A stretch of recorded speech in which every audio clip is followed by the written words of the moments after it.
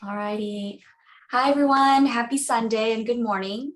My name is Twee, and on behalf of CAL, the California Association of Healthcare Leaders, we are very happy that you have made it through towards the end of this Board of Governors exam preparation webinar series with us. And today we will be going over knowledge areas that are healthcare, IT, technology, and information management, as well as the quality and performance management.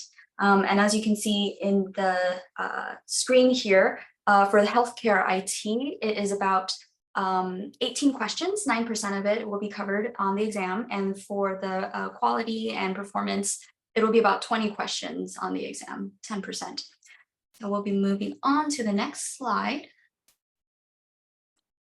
And so doing a quick introduction of our committee members.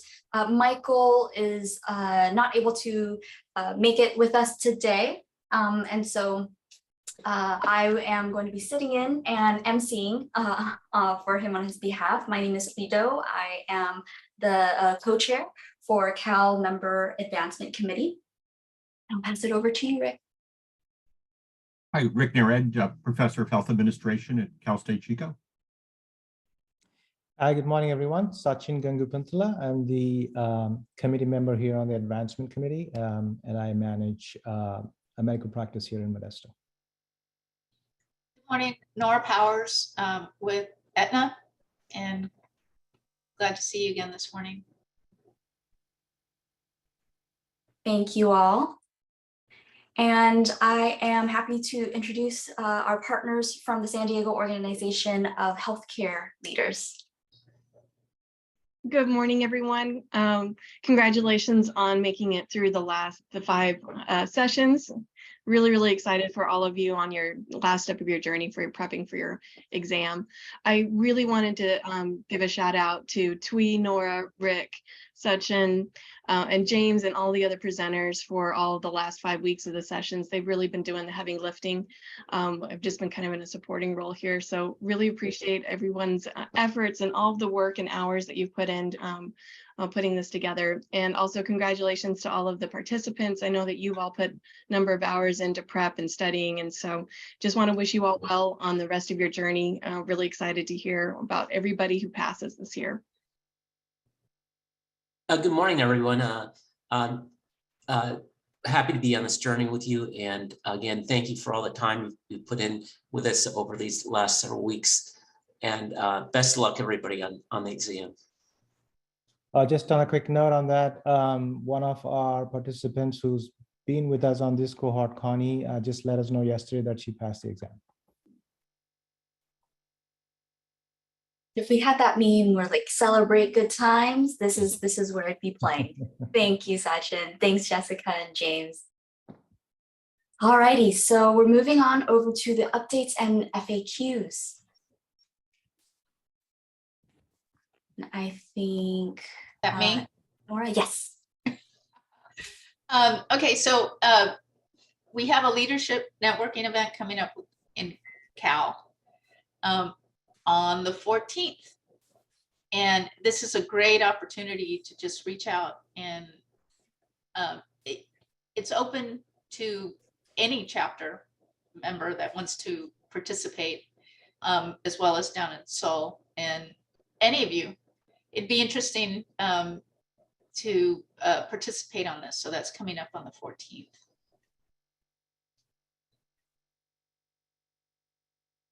Awesome. Thank you so much, Nora.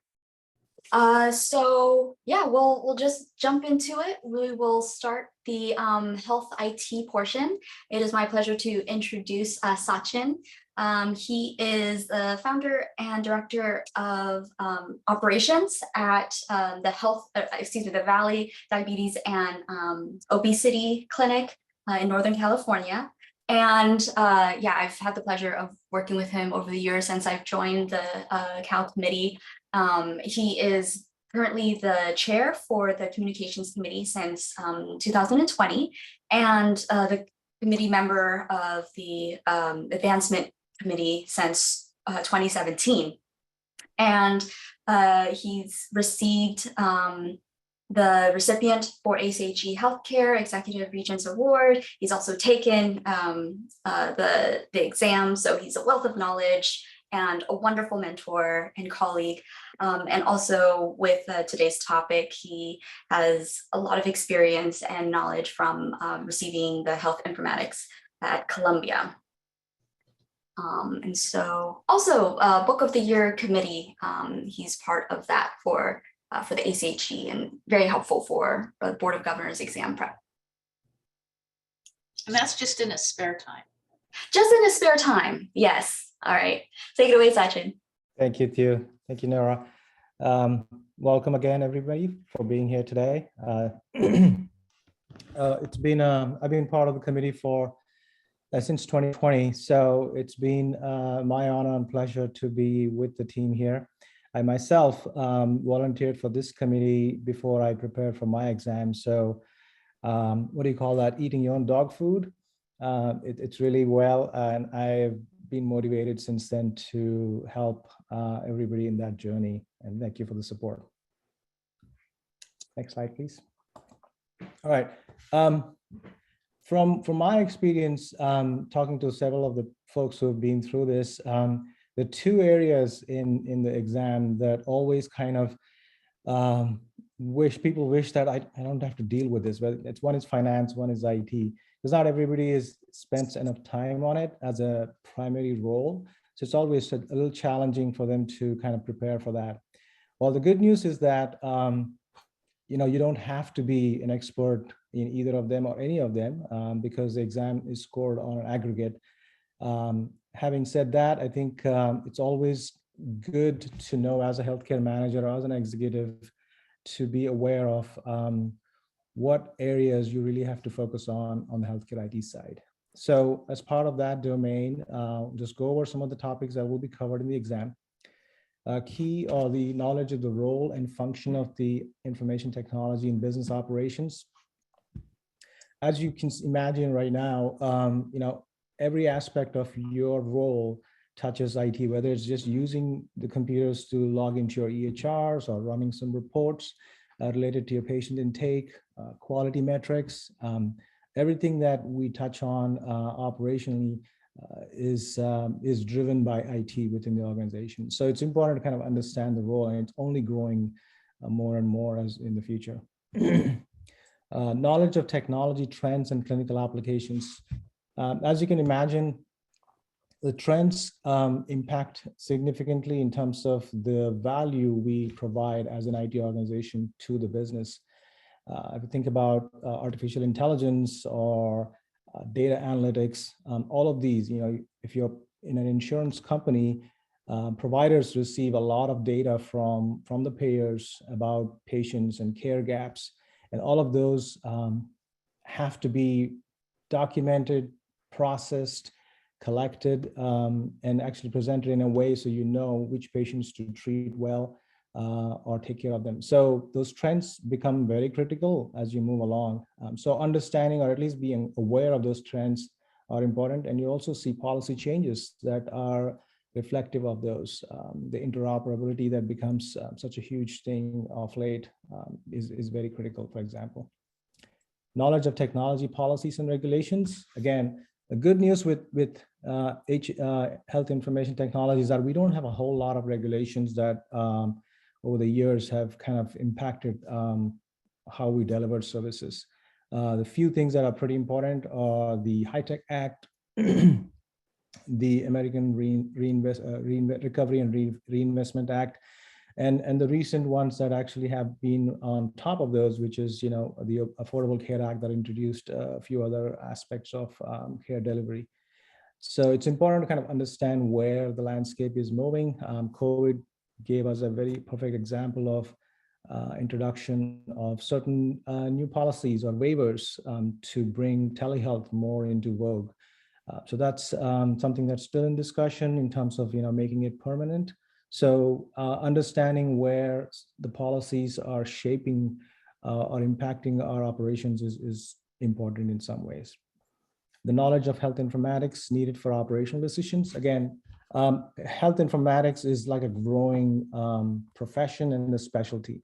As you look at how much of data we produce within each health organization, collecting and making intelligent decisions based on that becomes super important. And every healthcare organization, whether it's a claims division or whether it's ambulatory part of it, whether the hospital part of it, they all rely so much on how the data is really processed, how it's exchanged with each other divisions becomes super important. Next slide, please. Knowledge of potential impacts and consequences of healthcare ID. Again, as each individual, you're part of an organization that impacts the overall goals of where the organization is headed. And introduction of any technology, application, process will change the way staff interact with each other and with the patients and with customers. So we have to understand that, and that's part of the reason why in healthcare IT, every application, every introduction of new technology takes into account that all the stakeholders are part of that decision along the way. The end users as well as all stakeholders that are impacted. So it becomes important to understand the process. And this is one of the key topic areas within HIT. And this question pretty much repeatedly comes across in some form or the other, bringing along the end users that actually impact the introduction of a technology. Knowledge of information systems continuity. And as much as we have benefited so much with technology across all industries, specifically in healthcare, we also have to understand that having that available 24/7 becomes super critical. So that's where a lot of the planning comes in terms of making sure that you have a disaster planning in place, whether it's a natural disaster or a power outage, that you as a business manager or a healthcare manager have a good understanding of how we are able to spring back into action to support our business operations. As simple as in an ambulatory setting, if you have a patient schedule and you don't have access to it, well, what is the plan there? How do you know who's coming in? In an emergency department, that becomes even more critical, knowing who's where and what stage of their care they are in. So all of those activities, whether it's disaster planning, recovery, backup, data backup, security, obviously, you can see it every day, how much of hacking attempts you've seen, the ransomware attacks, because patient information is so critical and people are kind of misusing it or attempting to hack and monetize that. And that's why we have so many rules and regulations around making security super important. So this all becomes important in the health information technology part of it. Knowledge of factors that influence selection, acquisition, and maintenance of IT systems. So as you can imagine, as we create and introduce new products, new applications, software is kind of an evolving component, as in every time you add new features to it, or every time you see issues with it, it needs to get fixed.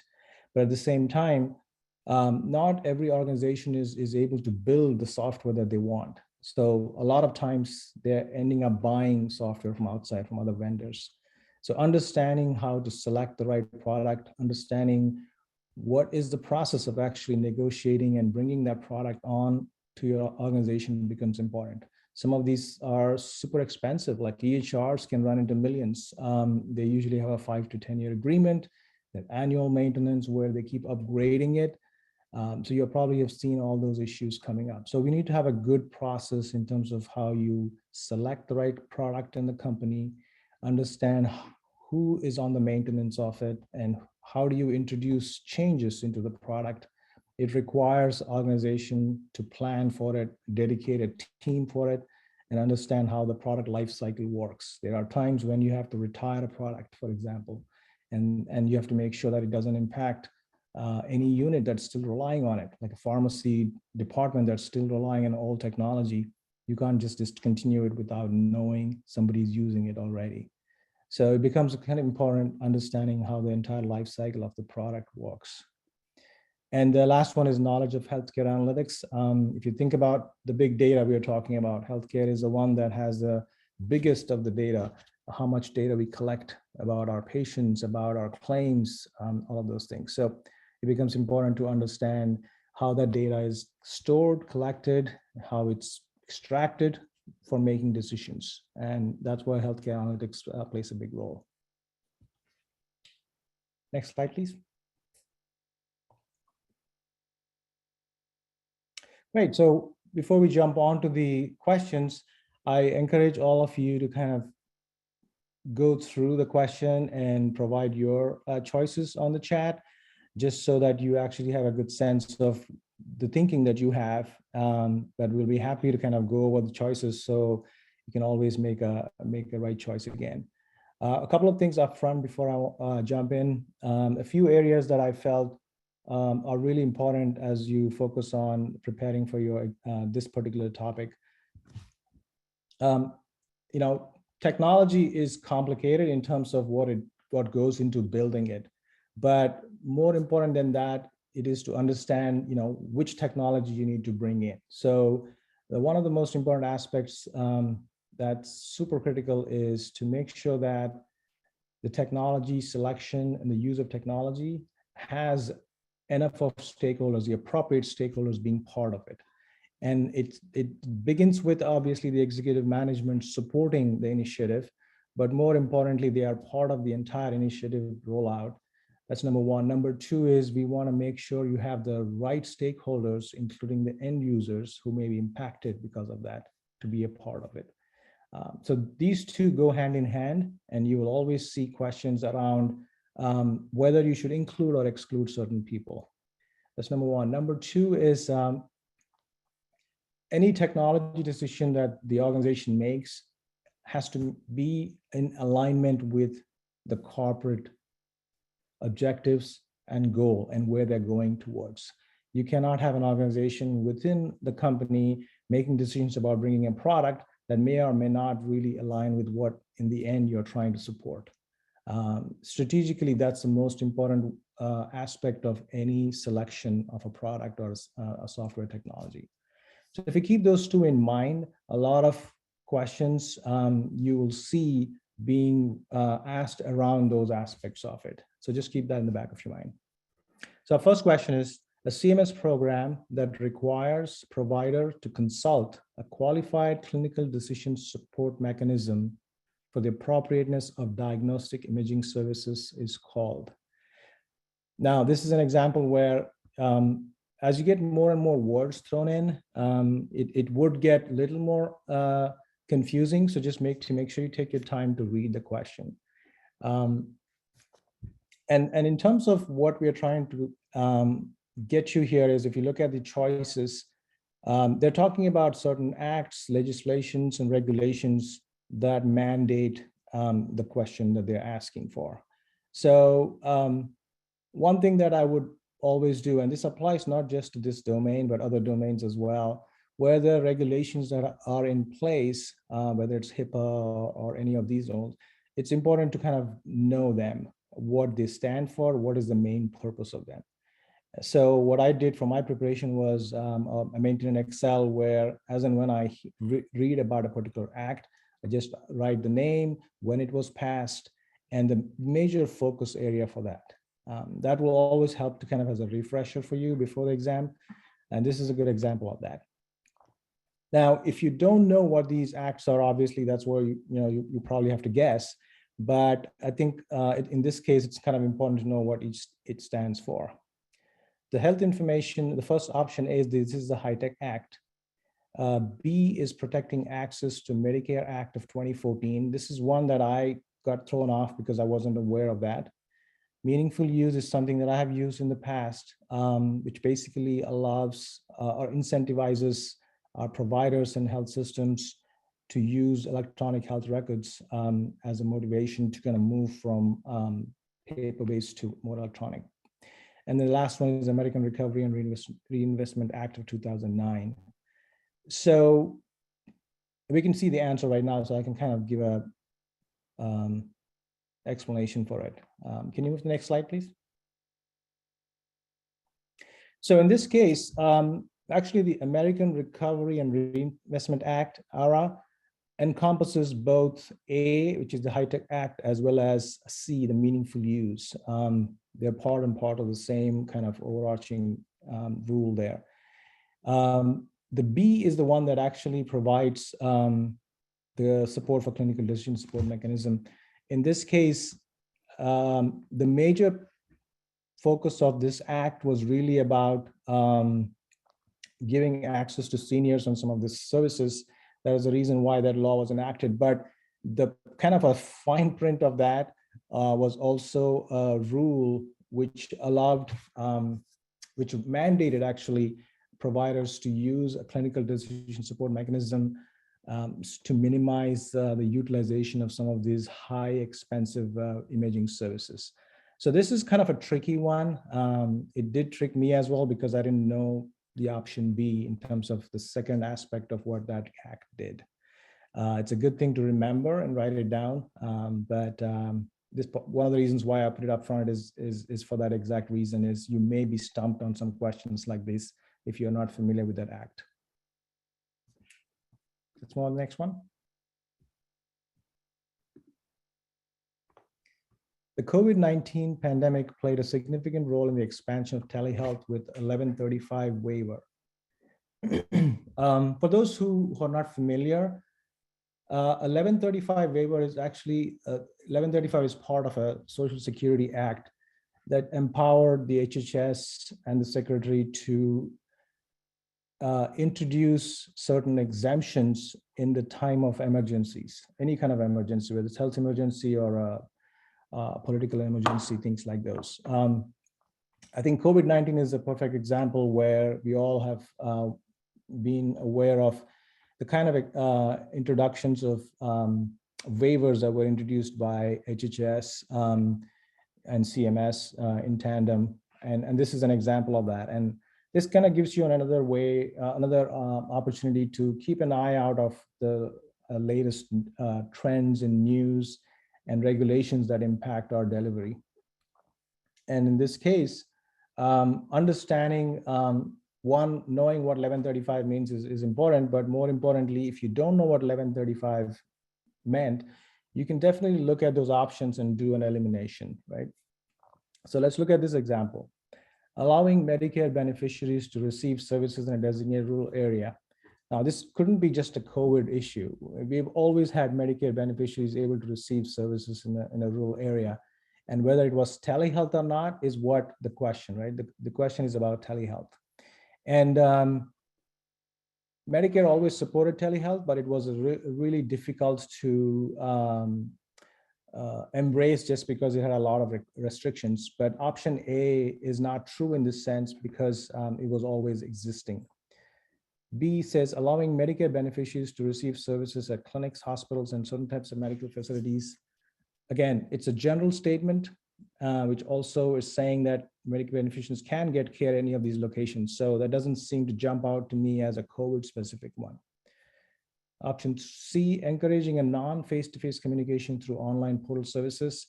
This also was available prior to COVID, so we could kind of do elimination based on that. Medicare paying for office, hospital, and other visits through telehealth across the country, including patients' place of residence.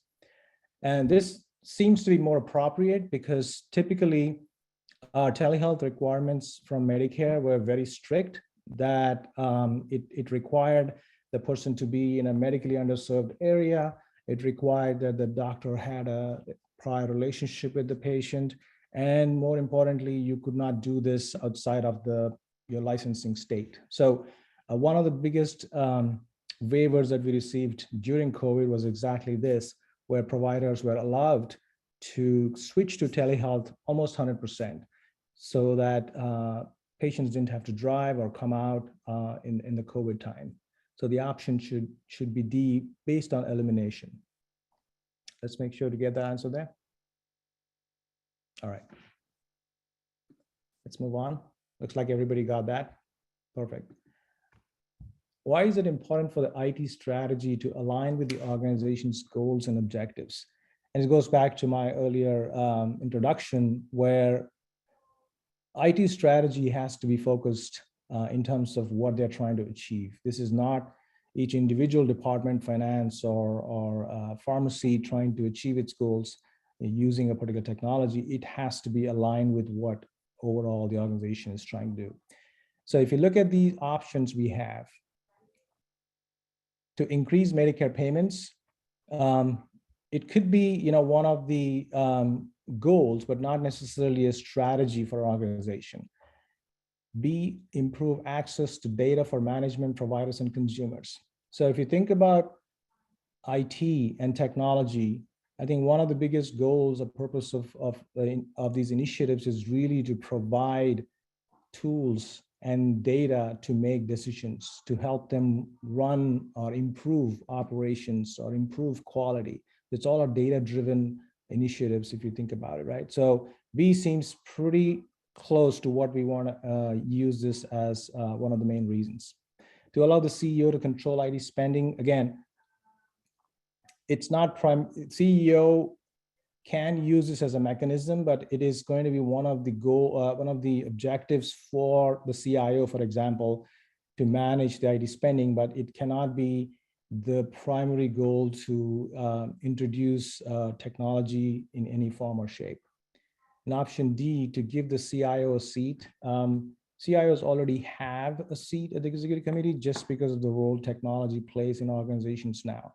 So D is definitely not the option either. So it looks like B is what we want to select. Let's see how everybody did. Good. Let's see the answer. Thank you. Next slide, please. What competencies do not matter in selecting a CIO? So the CIO is the senior executive that is in charge of healthcare IT. And the person has a seat at the board for all good reasons, but more important than ever, it is considered a strategic unit within the organization. It's not necessarily just about introducing new technology or health IT, but it is also about how you're improving the overall operations performance, quality performance, as well as meeting what the organization wants to really do as a strategy. So for all those reasons, CIO is super critical in this day and age. In terms of the competencies, prior management experience, yes, of course, being a senior executive, that is expected. Knowledge of healthcare organization and delivery, very much needed. So that's a core competencies that we expect out of the role. Personal relationship with a board member. It kind of jumps out saying this is not going to really help somebody to get a position as a CIO if you know the board member. And the last one, finance and budgeting skills, of course, as leading such a big organization, finance and budgeting becomes super critical for the CIO to really get his job done. So this is an easier one, I would say, because it kind of jumped out as something that is the right answer. Looks like everybody got that. Let's get the answer, please. Thank you. Next slide. One of the major elements of a strategic IT plan. So the strategic plans that IT puts together has a focus on a broad approach to how technology is going to be introduced, selected, and actually implemented, right? And it also has the resources that it needs and who are the end users, the stakeholders that are going to make decisions, the steering committee, all of those are part of a strategic IT plan. So one of the things we should look at is when you have questions like these is look at the broadest scope of a strategic plan versus a tactical aspect of the plan. So based on that kind of a guiding principle, let's go through the options here. A request for proposals from vendors. That's probably going to be one of the steps as you move into executing on the strategic plan, but not necessarily a major element. One of the things Rick always mentions is make sure you read the question for keywords that jump out. And in this case, there's one of the major elements in this case. That's something that we have to keep in mind. Option B, a list of detailed specifications for computer programs. So once you do select options in terms of what technology you want to invest into, part of it is actually documenting those, understanding whether this is the right technology, things like that. But this is not a strategic part of it. It's more a tactical execution part of it. So we can skip B as well. Priorities for individual computer applications to be aligned with the strategic objectives of the organization. And if you think about what, again, we talked about earlier in the session, understanding of what the strategic plan of the organization and the objectives are is super critical in terms of how you approach any selection for a technology. So this seems to be, in line with exactly that approach. So C obviously is the closest for us right now. D, specifications for computer hardware installation and maintenance.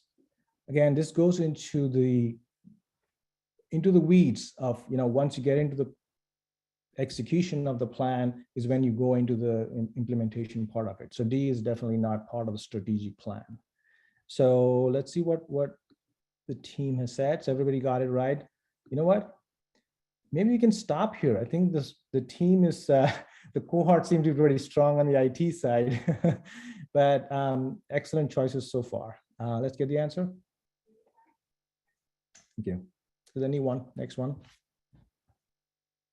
The element most critical, and we kind of underline that for a reason, to the successful design and implementation of an executive decision support system in a healthcare organization is, again, I think making sure you kind of highlight or understand what they're asking for is important. The executive decision support system is an example of support systems that a lot of, you will come across a lot of those choices, which are software programs or applications that are allowing different stakeholders to make decisions, whether it's a clinical decision support system or an operational decision system support. These are all based on data, and programs are built on data to help you make decisions. So to make that successful, what are some of the criteria? And these apply to pretty much any of those executive decision support systems. The options are availability of software for updating the database. Seems to be a technical requirement more than a critical element of that. Maintaining data confidentiality. Again, this is kind of a requirement for any IT investment, considering the regulations we have, HIPAA and everything else. Data confidentiality is definitely important, but is that critical to the successful design? Let's keep that aside for now. C, involvement of top management. I guess I'm repeating myself here in terms of some of the things that are most important for a successful launch of any application, which is involvement of the key stakeholders, whether it's top management or end users or anybody else who's impacted by the use of that program. So C in this case seems to be the most close for me, but let's look at the option D, availability of network computer equipment. Again, technically speaking, no software can really run or execute without the resources that it needs, whether it's computers, networks, routers, any of those. But if you go back to the question, it says the element most critical to a successful design and implementation. So that's why it's important to see what would make this successful. In this case, it's option C, where you need to have the top management not only buy in into the solution, but also supporting it all along and bringing along the top management with them. How did the team do? Pretty good. Thank you. What's the answer, please? C. All right, moving on to the next one. Before I go to the 7th, I just want to make sure that if you have any questions, please do let us know, whether it's on chat or you can just unmute yourself and ask the questions. Thank you. Knowledge management is defined as, this is a term that's pretty important. Again, it goes back to how much of data we produce on a daily basis in every healthcare organization. And It's, executive decision support system, knowledge management systems, expert systems. You'll probably hear a lot of these terms being thrown at you. And I think knowing the terminology is important. You don't have to go to the entire scope of it, but all of these have an underlying kind of understanding of what's driving it. There's data, obviously, but we are getting intelligence out of that data, and how that data is used is what differentiates between each of these different systems. So let's see what the closest is definition for that. The practice of explicitly and deliberately building, renewing, and applying relevant intellectual assets to maximize organizational effectiveness.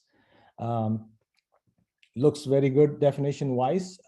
It has information. It is about applying. So in case of knowledge management here, we are not just talking about a Word document, a list of policies. It's also about every other knowledge that people have about how to execute certain things. So in that context, I think the term assets makes a lot of sense because it expands the definition of what knowledge is. So that seems interesting. Option B, the transfer of structured information between two computer systems. Yes, in a way, but it's just, again, one aspect of it.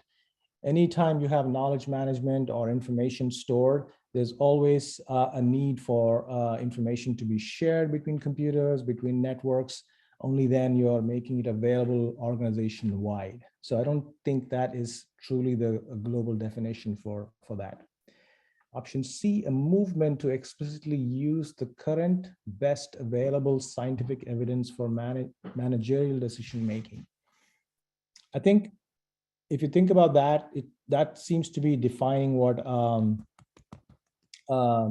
you would use like an evidence-based management, right? That's what typically we use the term for. So it's not knowledge management, it's about using latest scientific evidence. So that's not the right definition either.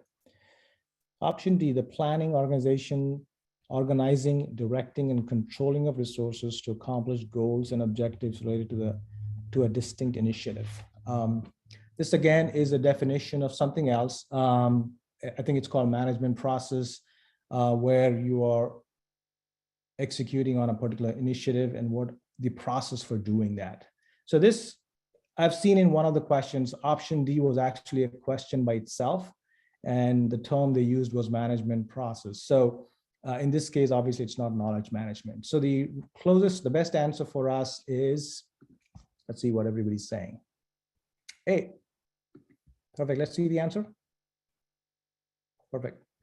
So I think understanding the basic foundations of health IT kind of gives you a lot of direction in terms of choosing the right options in most cases. So would Eileen, you had a B, question? oh yeah, would B be referencing interoperability?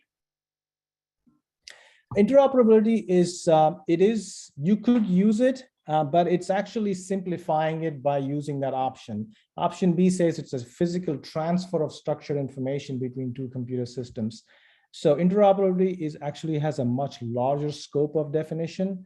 It's not just transferring information, it's also having a definition, defining how a patient data is actually represented. Even that's part of interoperability. When you have a mutual, so if we are speaking in English right now, that's because we use English as a common language to interpret, and it's the same definition. What I use a particular word, we both understand the same meaning of it. So interoperability is applicable at that level. So when you define patient record as having first name, last name, medical record number, etc., every other health system also assumes the same definition. So part of interoperability is making sure we start with that definition, and then we can then allow information to be exchanged in different ways, whether through computer program, whether it's automated programs, etc. So yes, the option B will kind of be a simplified version of how you would define interoperability, but it's much, much more complicated than that. Does that make sense? Thank you so much. Okay. Thank you so much. All right, sounds good. Let's go. Looks like we are short on a little bit of time. I want to make sure we cover all of them. Which of the following is the reason that system support of outcomes data collection and analysis can be very complex? So what it's saying is that supporting outcomes data collection and its analysis is very complex. For what reason? Let's look at the options. The required data typically resides in multiple information systems and in manual systems, which is very true. Part of the challenge we have in healthcare is that a lot of data lives in different applications, different computer networks, etc. So it's a standard challenge we see here. The functional departments are not integrated with financial information systems. Yes, but it's not just that. It could go beyond. Every other division or department has the same challenge. It's not just with the financial and functional. There is an inconsistent medical terminology across different clinical systems. It's a possibility, but it's not creating such a complex system right now. Variation exists between open system architecture, interface engines, and multimedia data entry options. This applies pretty much across the board in terms of understanding how each system uses the interpretation of a data. So options A and D are pretty relevant complications. We have to look at what's the most broadest application of this solution. So in this case, the required data typically resides in multiple information systems is the most prevalent and the most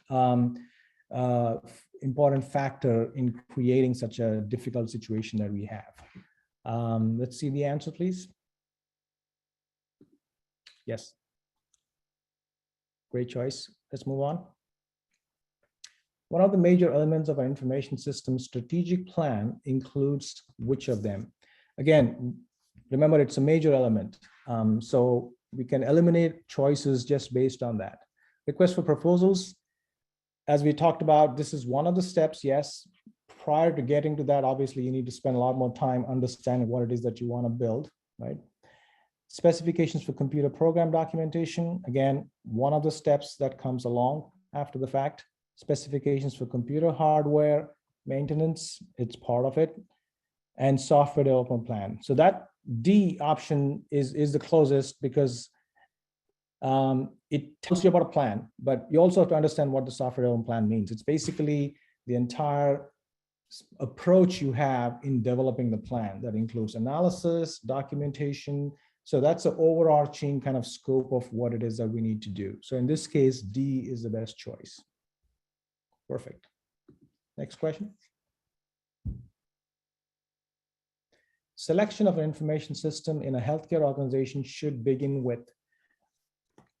I think a lot of these choices, if you understand what we've been focusing on early on, will make it easier for you to choose the right choice here. Let's see who's got the choices here, all the right answers.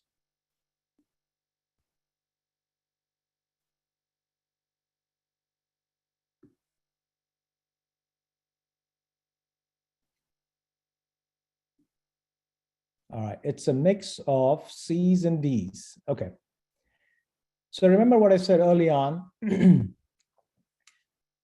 Anything that you select has to meet the objectives of what the organization is trying to achieve.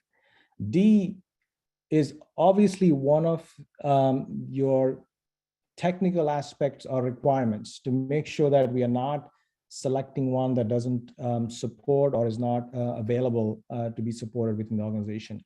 But even before that, we need to make sure that it actually meets our strategic objectives for the organization. And that's what helps you drive towards choosing the right choice. The option should be C. All right, thank you. One more question. I'd like to, can you go back to that question for a sec? Yeah. I went down a rabbit hole because I read C too quickly and missed the word plan. Yes. I just saw development of the information system. And I'm like, oh, that comes later. So good again, point. And I've not gotten any of these questions right anyway, but this one I can point to why I missed that entire thing. Good point, Nora.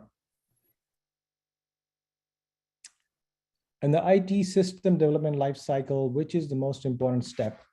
So this goes back to understanding what a software development lifecycle means, or what are the phases of it. So if you know that definition, you can easily answer the question. But if not, they could always look at it as elimination as well. System analysis, design, acquisition, implementation. If you look at it, analysis seems to be the most relevant, because that's where we kind of analyze what your current system is or what your current requirements are, figuring out what it is that you need to build. It makes sense to think about all that, right? Because you don't want to build something that you don't find it useful, or it's not fixing the problem that you're really trying to find a solution for. Design, acquisition, implementation come after the fact. So the most important step should really be system analysis. Hopefully you got that. Yep, perfect. Thank you. Do you have any more questions? Okay, great. Great job, everyone. Are there any questions that I can answer? I had a question. The Sure. previous question threw me off because development and evaluation. Not this, the one before this. Like this one. Option D, evaluation of available hardware and software. Mhm. Evaluate the develop. That is what kind of redirected to this. How do I process it, you know? Okay, so I think let's go back to the question. Selection of an information system should begin with, right? So think about where you begin, right? So if you look at option C, development of a plan that supports the organization's existing strategic objectives. What it is telling us at that time is really, if you think about it, if an organization doesn't have an objective to, let's say, improve their patient intake by 20%, 30%, then if you're trying to end up buying a software or a system that doesn't really impact that, then you wouldn't even approach that, right? That's the way I would look at option C. If you go to option D, evaluation of available hardware and software to best determine what meets the organization needs. Now, hardware and software are the technical components you would need to roll out whatever software that you actually decide on. Now, I think we're kind of jumping the gun ahead of going and finding the selection of hardware before actually deciding what it is that you want to build. And that's why option D is kind of not the right step here as the most important to begin with. Does it make sense? It does. Thank you. Basically, have a plan before you go evaluate is Exactly. also is making sense. Okay, thank you. Mm-hmm. Any more questions?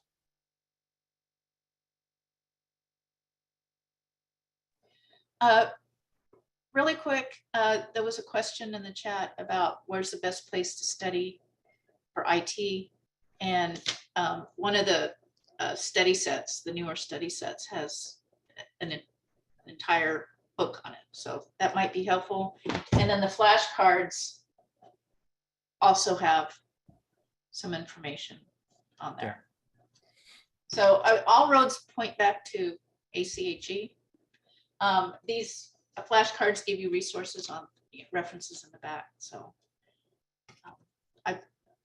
I believe that that's probably the best place to start. Yeah, definitely. I do have actually a later edition of the same book. I don't know if you can see it, but the 9th edition is also available. They did cover a little more content since the last edition. And the question is, does that book include the list of acts? I will look right now. Okay. Let you know. All right. Awesome. Well, thank you so much for joining today. And I'm happy to leave my contact information as well in case you need to reach out to me for any questions. Good luck, everyone. Thank you so much, Sachin, and everyone who been really engaging and participating in the sample questions. Next, we are moving on to the performance and quality and performance management with Stan. So I'm going to pass it over to Rick for the introduction.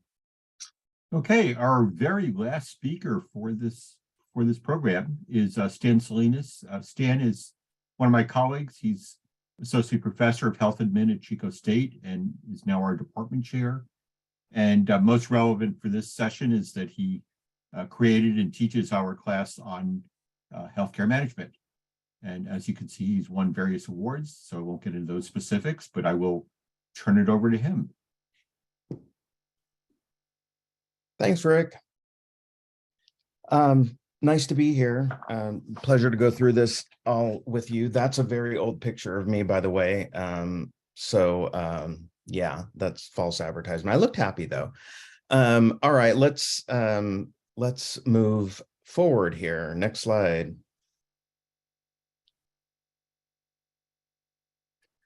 Okay, so very important in this section, under this topic, to understand benchmarking principles and also where you can get best practices information. The one thing that I'll say about that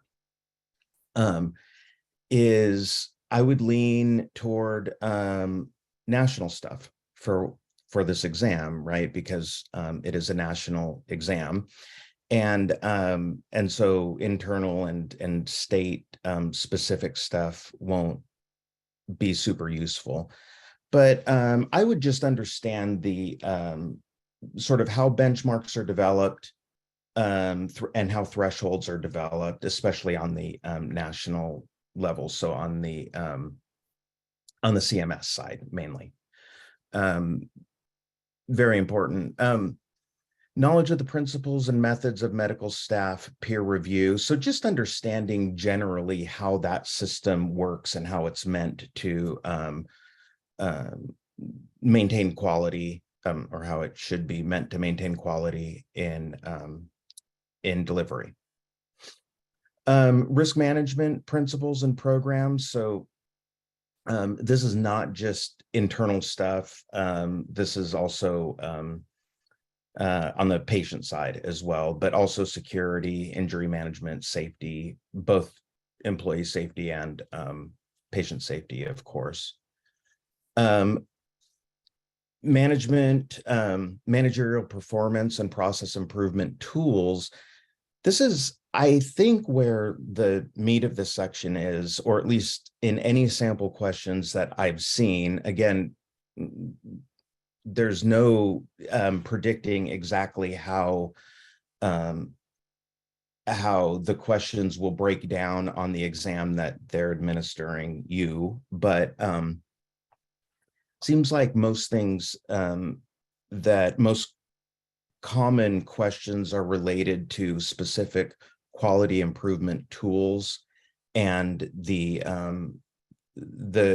theories underpinning them and their purpose. So that's where I would spend most time. I would learn a lot about the fundamentals of Lean as well as Six Sigma, and then sort of the one-off tools like Plan, Do, Study, Act, relating to total quality management, rapid cycle improvement, that sort of thing.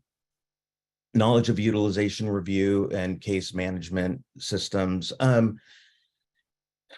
Just understanding how it works, understanding how UR works in an organization, but also by third parties, payers specifically. Next slide.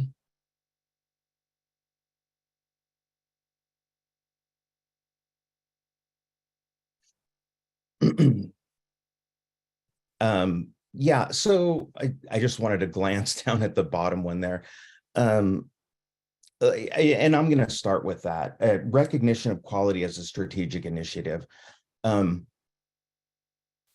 Fundamentally, quality improvement can be an effective business strategy, right? You deliver a good product, a good service that should give you a strategic advantage. Six Sigma sort of originated as that. If we reduce all variations, if we reduce all errors in the manufacturing process where it originated, then that will give our organization a strategic competitive advantage. And so quality, and whether you're using Six Sigma or Lean, some combination of both, some total quality management performance system, they can all deliver a strategic advantage or help your organization build a strategic advantage, a competitive advantage. Understanding clinical performance is important. Clinical pathways, I would, if you're not incredibly familiar with them, I would just pull a couple up just to see how they're structured, what their stated purpose is and how they're used. Just, I mean, you literally Google it, you'll find published examples from healthcare systems. Knowledge of quality and performance measurement tools. So on the this specific examples are talking about HCAHPS, net promoter scores. So instruments, survey instruments that are used to improve quality or measure quality, sorry, and then hopefully improve it. I mean, you can look at, well, all of the versions, they archive all of them, of HCAHPS scores. So HCAHPS is obviously hospital-centric, hospital consumer assessment, but there are others, outpatient, long-term care, you know, there's all kinds of them now. HCAHPS is going to be, I think, the most well-developed. It's the one that's been around for longest, and therefore probably, if you're unfamiliar with them, with an HCAHPS, with how HCAHPS is administered and the instrument itself, that's probably the best one to look at. Knowledge of tools for improving patient safety. Yeah, I mean, that's pretty self-explanatory, but also, you know, there are retrospective tools for understanding patient safety events that are important to understand. Do we have a quality book in the library there, the package, or? No? Okay. There is a quality chapter and book that goes with healthcare management. Oh, And, the yes, that, yeah, and that actually, if I remember right, does a pretty good job. Is that our 430 book, Rick? it does cover I'm not sure which Lean one it and is. Six Sigma. Okay, well-managed healthcare organization, Yeah. is that it? That's Yes, the one. yes, Okay. yes. Yeah, there's some good stuff in there. It's a very 30,000, you know, foot view, but very useful. All right, let's get going with the questions. So just like in the IT set, you guys can put your answers in the chat. That will be great, because voting on the correct answer is always the best way to go. Okay, so critical paths are important because they provide support in a malpractice suit. They could, I guess, maybe. I don't know how useful they'd be. Delineate best practice protocols. They definitely do that. I mean, critical paths are sort of established to make best practice protocols uniform. Increase patient throughput, maybe not. Reduce resource use, that's a possibility. So let's see. Oh, everybody is saying B, therefore, let's see the answer. Good job. Okay, next question. Oh, yeah. Okay.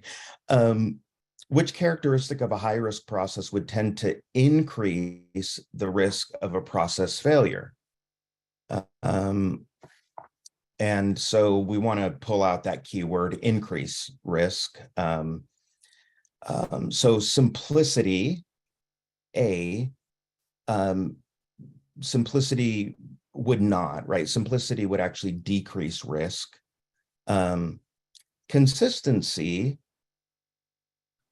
would also decrease risk. Variability would decrease risk. I'm sorry, increase risk. Six Sigma people would not like to have heard that. And automation, like simplicity and consistency, would decrease it. And so, yeah, so everybody has chosen C, which is the obvious correct answer. This is a one of those just going through it as if it was a true false question, treating every option like a true false question. So go ahead and put the answer up.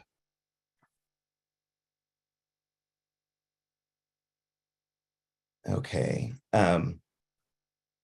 Next one.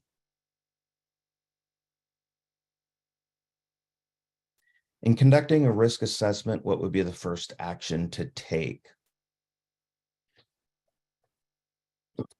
Identify steps in the process of concern. That seems like one we might want to put a pin in, and that seems plausible. Identify what could fail in the process. That would be something, maybe not the first step, but it's definitely plausible. Identify causes of failure in the process. That's something along the continuum of things you would do. Identify priorities for action. Again, something along the continuum of things that you would do. But going back to the language in the question, what would be the first action to take? And if you recognize that all of these options are somewhere in the sequence of things that you would do, you can sort of just back your way into the answer here. And it looks like people in the chat have done that. So go ahead and put the answer up. It is A. Yeah, I mean, before you do B, C, or D, you're going to need to simply know the steps in the process of concern, right? You can't go any further until you've done that. The order of operations, I guess, those seem to come up a lot. I think in those flashcards, I've seen that things like this several times, where all of the options are part of the sequence that you would use. And so it's very easy to sort of, if you're rushing through a question, it's very easy to choose the wrong one because they're all part of it. But great, yes, everyone got that right. This group is good. Okay, so next question.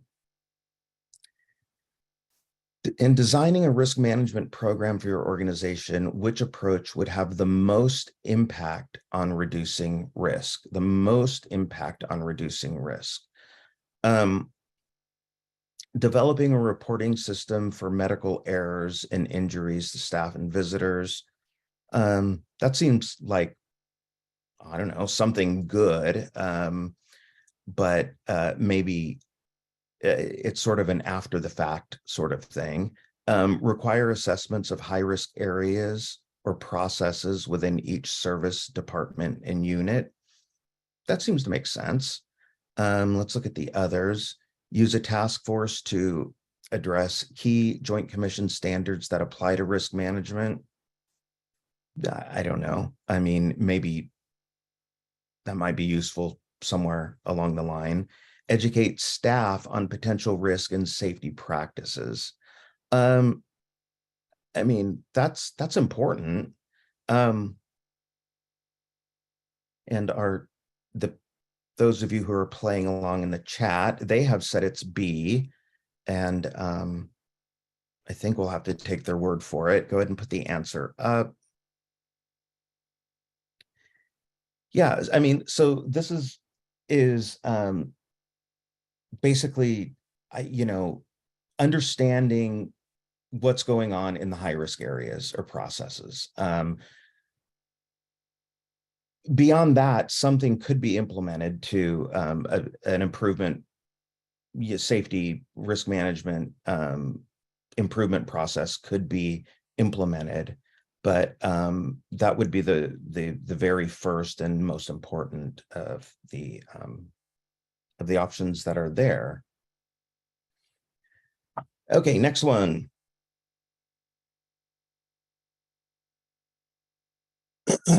What actions should you take to ensure all critical activities associated with care of a patient are being carried out in the right sequence in your organization?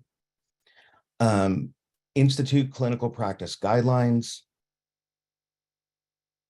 I don't know, that seems like one we might want to save as a maybe. Develop clinical pathways. That one makes a lot of sense. Institute a disease management program. No, we're getting a little further away with that. Develop an evidence-based management program. Irrelevant, right?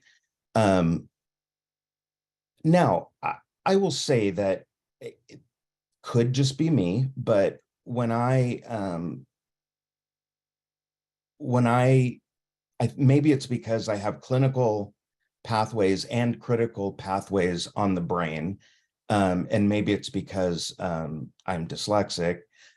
I often read critical as clinical and clinical as critical, and tend to when I'm rushing through something, and this was kind of no exception. As I was reading it, I kind of stumbled on it and thought, oh, okay, what am I actually reading? So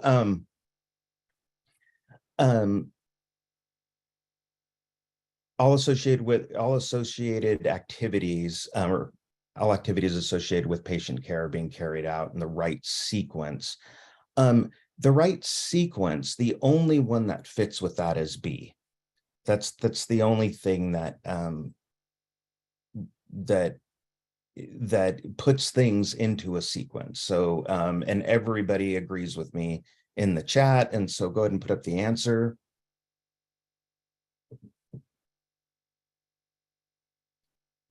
All right, so clinical pathways, critical pathways, I don't know, parallel to one another, I guess. Okay, next question. So medical staff on the general medicine unit has been complaining about the delays in the administration of medicine or medications.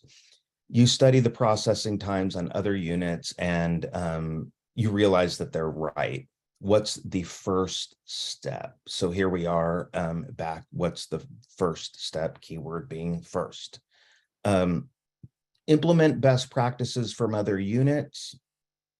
The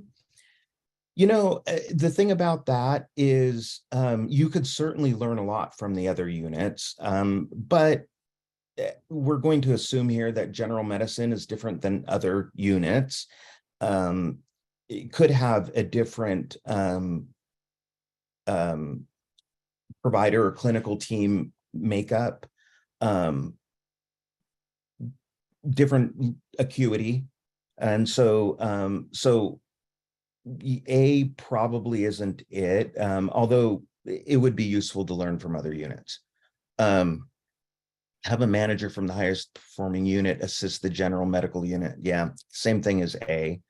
Establish benchmarks for processing time across the organization. I mean, that might be somewhat useful, but again, the units are unique, and there are probably factors within each unit that might make one more quick than the other, or more efficient, or whatever. Organize a process improvement team on the general medical unit. Okay, so we're back to the question, what would be the first step to take? And the only one that is plausible there is D, according to the chat anyway, and they are right. Yeah, D is the first step. Okay, number 7. I think Arlene has a question. Yeah, Oh, sorry yeah, about that. yeah, I'm so sorry. Thank you really quickly. You know, one of the toughest things for me was obviously knowing the definitions, obviously knowing the content, obviously having the experiences, you know, in the system. But what I'm finally starting to get, I think, Jennifer and team, is it's almost too, like, you know, that brain walk, that strategy of answering the questions. And it's like, well, questions are right. What rolls up into the broadest question, right? Could we say that? Because I think we have on some questions, you know, just trying to, right? So short of maybe knowing the exact definition, or, you know, maybe short a little bit of knowing the exact content, it appears that those other answers in the former questions, you know, what rolls up into that biggest, broadest, most general? I don't know, just a thought. You're correct, and we're going to cover that in some closing comments. But in general, if you can't eliminate all of them, or even some of them, the broadest tends to be the correct one. Yeah, and I mean, Thank you. it seems like most of these questions are written so you can eliminate one or two, but usually it seems like there are a couple that are plausible, a couple that make sense, and then yes, that's great advice, Nora. Going with the broadest. Okay, next one.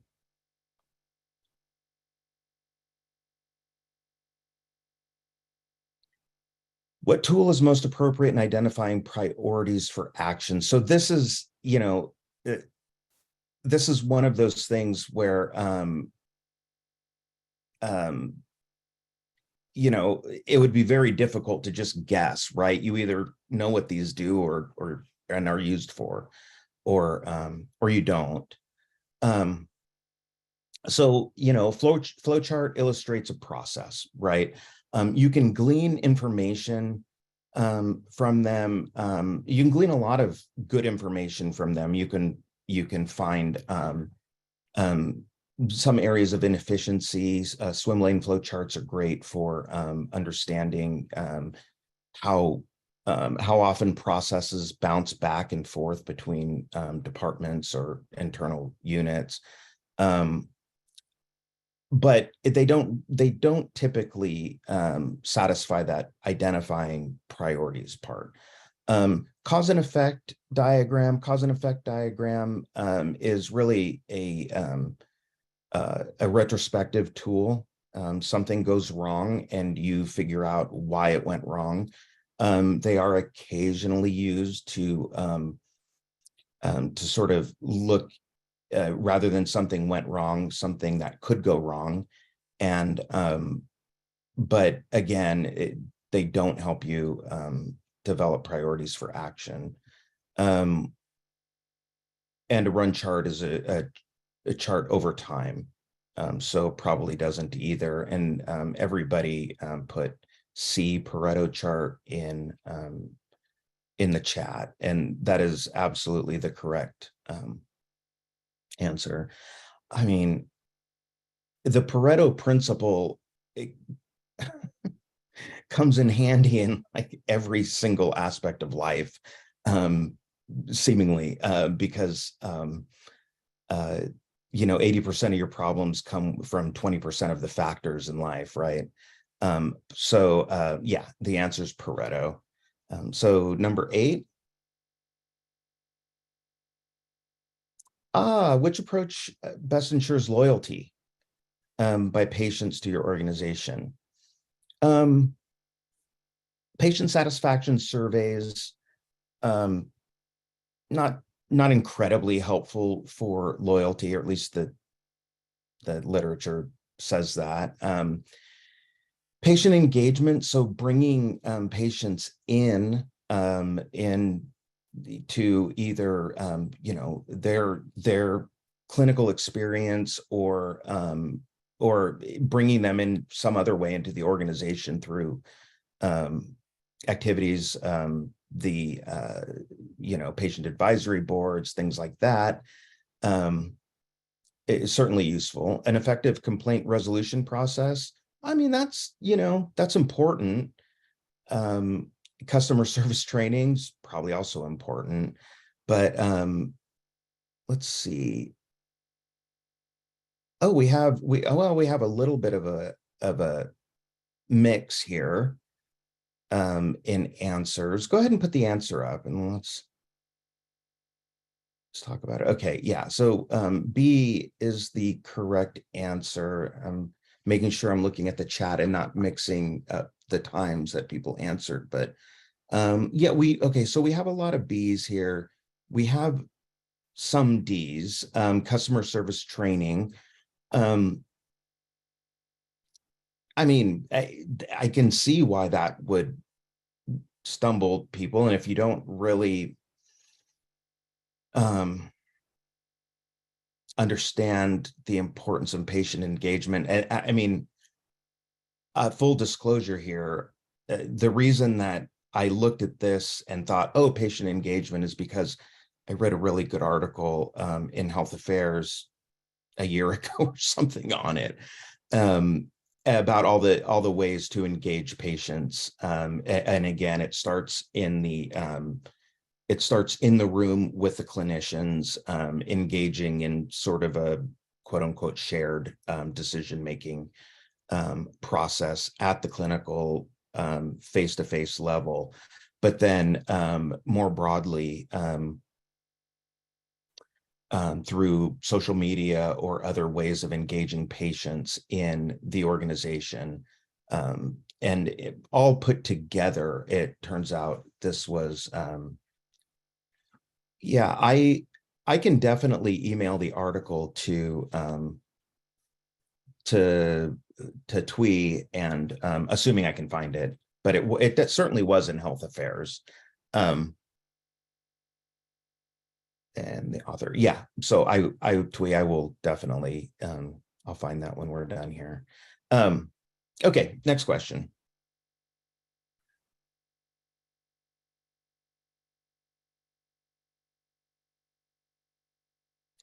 Healthcare institution would use nationally accepted clinical benchmarks to determine what services the institution should offer to meet the needs of the area. That obviously doesn't make sense, right? Because we're talking about a healthcare institution using nationally accepted clinical benchmarks. So it doesn't really tell us anything.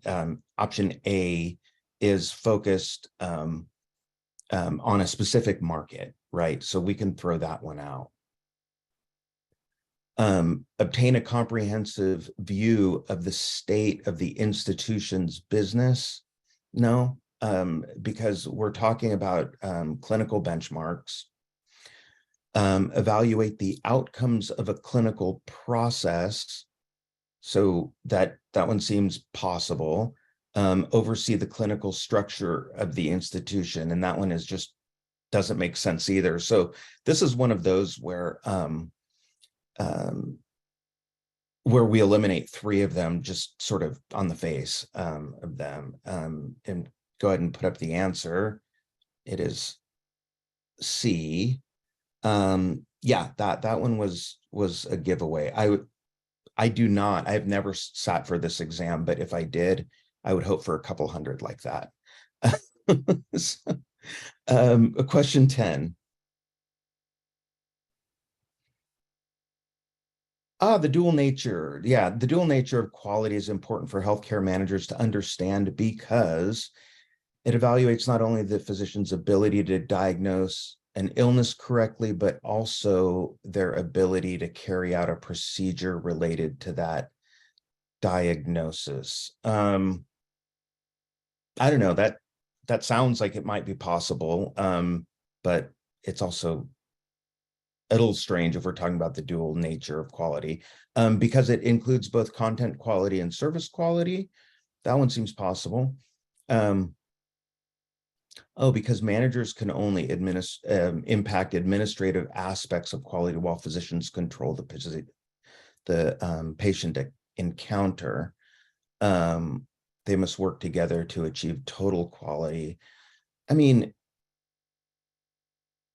yeah, I mean, physicians, they do control the patient encounter, but quality management by administrators, by the way, can have a very significant impact on the patient encounter. Each competing aspect of quality works against the other unless clearly defined management roles are embraced, and that's just not true. Okay. And go ahead and put up the answer. Everybody says B, and it is correct. Yeah, because the content quality, clinical quality, and service quality, they can be two very, very different things. And but healthcare managers can have an impact on both for sure. Okay, do I have 11 or 10? Oh, no, that's it, I guess. Questions? Questions, comments, thoughts? Okay.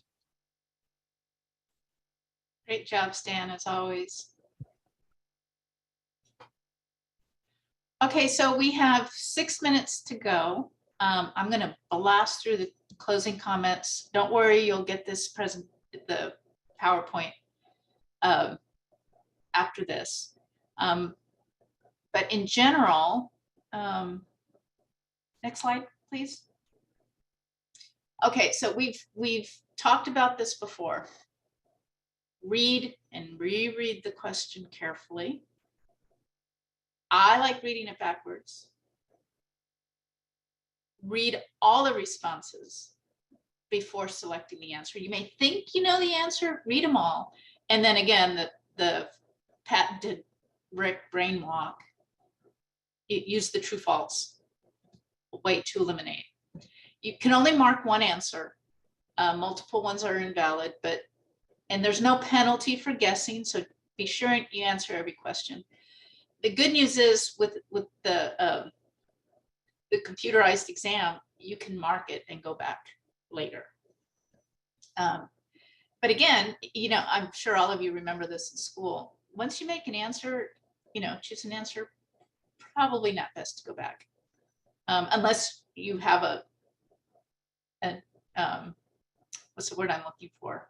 Like nirvana, and it opens up, the clouds part and the sun shines in. Okay, next.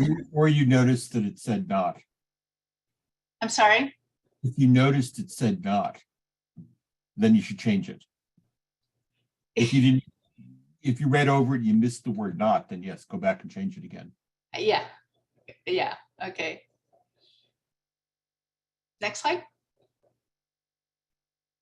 Okay, again, very important point. The most inclusive, the broadest is usually the best. And then so there are times when it's just the most specific. When they add qualifiers, be sure and read the qualifiers. Is not, but, always, never, only, that makes you be sure and notice those. I've missed a few even just today. Remember, this exam is national, not just based in California or New York, or it's national. That may be very helpful. And again, these questions are intended to be from a general perspective. So again, it's going to be helpful. You have your own expertise, but again, this is intended to be general. Okay, take a minute or two to regroup, refresh, refocus, and breathe. We've talked about the heart-focused breathing. The score is cumulative. You're going to be stronger in some areas than others. You don't have to master all of them. Again, go back to the self-assessment tool. We have heard from others that have taken this course and have studied that they found that to be very, very helpful. We provide a link here again. Next slide. Okay, heart focused breathing is just one of many techniques. Others have found that to be very helpful as well. Next slide. Okay, so practical tips. One of the things that we're going to do is it's helpful to start or joining a study group. We don't operate a study group outside of this BOG sessions, but we do provide the registration list so that you can reach out to each other. So please let us know. We like to send it out when we send out the follow-up materials. So please, within the next couple of days, let us know if you don't want your information shared. Otherwise, others have found that it's very helpful to be able to connect with someone. And again, take advantage of ACHE and the local chapter program to get some of your education credits. For example, I think we have one. Okay, so these are the BOG exam review courses that are available to sign up for. We provide the link on the virtual Board of Governors exam review course. You can earn 14 face-to-face education credits. It's kind of pricey.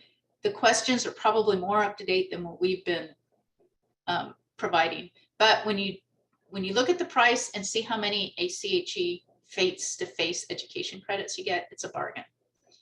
And then there's also an online tutorial that you can sign up for that you do at your own pace.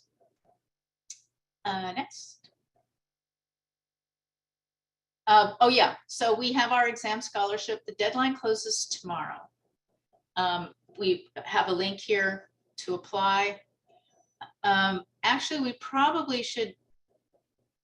Well, it's also available on our website, on the Cal website.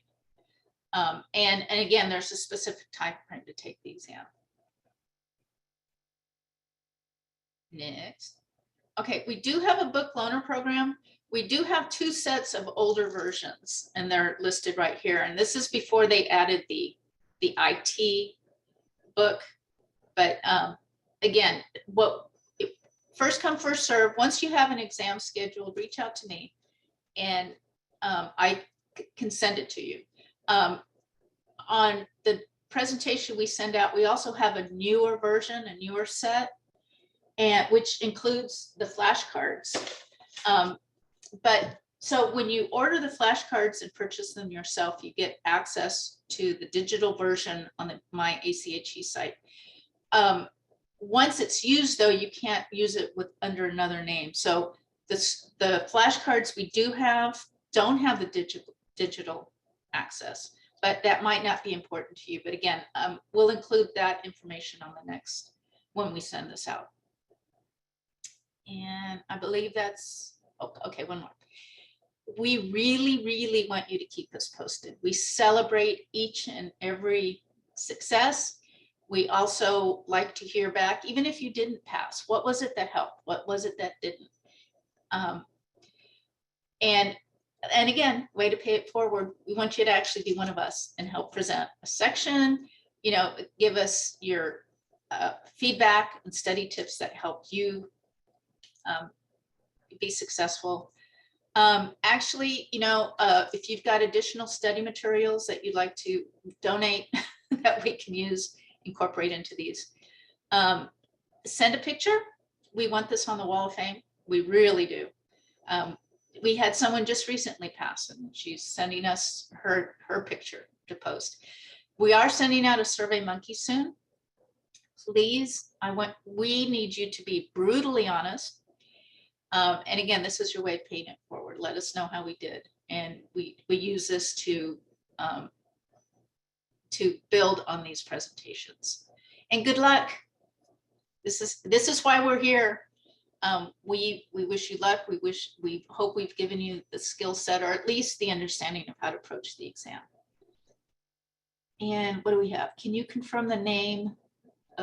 Oh, okay. to confirm the name of the organization event sponsor, the California Association of Healthcare Leaders, and can't remember. San Diego Organization of Healthcare Leaders. Yeah, it just blew. And the name of this program was, the BOG exam prep course. No, we don't send a certificate of completion, but again, you need to be the ones to self-report the qualified education credits for this. But you get the joy of knowing that you completed this course. How's that? Any further questions? Oh, 3 minutes over, but any additional questions? My email address was in there. Please feel free to reach out with any questions we can help you with. Awesome. Thank you so much, Nora. And thank you everyone for your time again today and your engagement in these questions with Sachin earlier and then Stan. So I think if you have further inquiries or additional feedback, feel free to email us. Please keep an eye out for the post-event materials that I'll be sending out. And with anything, I think that's it. Anyone wants to add anything, or I think we're good for the day? Excellent. We'll have a wonderful weekend. Stay dry, stay warm, and stay well. And yeah, thank you so much for your attendance for these past 5 Saturdays. It's great to get to know you all, and best of luck with your studies. And for those who are taking the exam in the coming weeks and months, just you've got this. And please stay in touch with us in the emails that I've been sending out. I've CC'd our committee members and the chairs. So please stay in touch and use us as references if you need. All right, take care, everyone. Bye.